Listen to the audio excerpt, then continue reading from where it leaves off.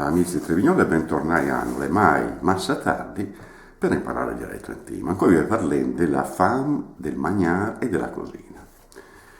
Taccar sulla cela, appendere la marmita per cuocere le vivande. È ovvio che la frase si riferisce a un'epoca nella quale la cottura dei cibi era affidata a un fuoco sopra il quale si appendevano le pentole. Cogersi con emboi, cuocersi con una bollitura, quando qualcosa ha bisogno di una cottura molto spiccia. Nar ensema, si dice del cagliare del latte, con un'immagine assai efficace e appropriata. La mare dell'asè, la madre dell'aceto, cioè lo starter attraverso il quale sviluppare la produzione di aceto casalingo. Smoiar el pan, ammollare il pane, operazione da compiere prima di un suo uso in cucina per la preparazione di qualche piatto. Far el smoio, fare zuppetta, nel senso di intingere del pane o dei cibi in una bevanda, vino, caffè d'orzo, caffè col vino, eccetera.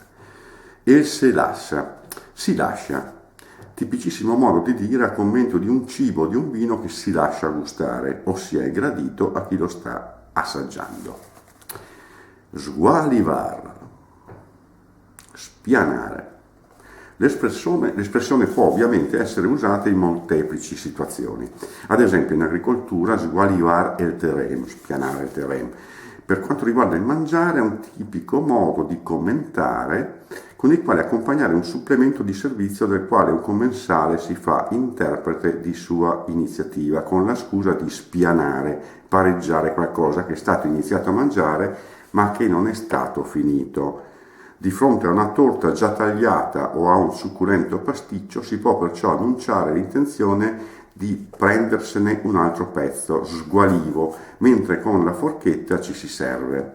Questo ovviamente è possibile in una situazione familiare o informale. Insomma, non è robe da fare nei pranzi, farfazione, rendere bene. Si usa in particolare per commentare di fatto che un companatico non è solo saporito, ma che ne basta poco per mangiarci insieme molta polenta. Ad esempio, sto formai è il farfazione. Per sottolinearne la bontà si può dire anche che il corrisponde. Sto formai il corrisponde. Castrar le castagne, ovvero fare un piccolo taglio nelle bucce con un coltellino prima di metterle al forno o nella padella forata o sopra la piastra della fornesela. L'è ora de maiolica, è ora di mangiare. Efficacissimo modo di dire nel quale viene abilmente sintetizzato il verbo magnar, si trova anche magnolica e maiolica, materiali di cui sono fatti appunto i piatti. Becolar qualcosa. È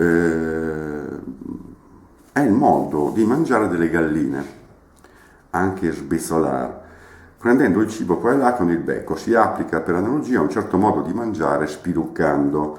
Becolar può avere anche il significato di raccimolare, raggranellare quattrini. Becolar, un giro.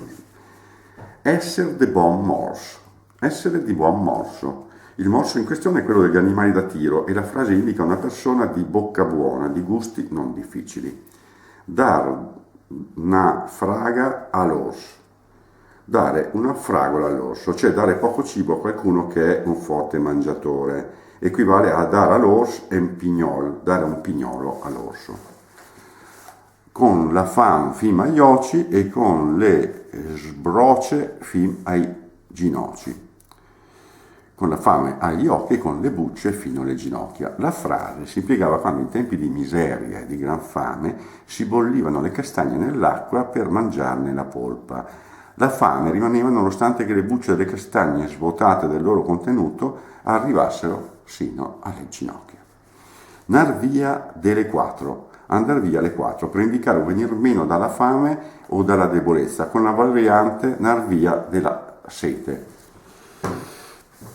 Aver il mal della lupia, avere una fame da lupo. Con lo stesso significato si trova anche avere il mal della lova ed equivale ai seguenti d'ambicar della fame stentare dalla fame quando qualcuno è molto affamato, o essere scanà dalla fame, essere scannato dalla fame. Essere sludrà dalla fame, essere affamatissimo. Si usa anche aver una fame de ludro, oppure l'essere famas sludrà.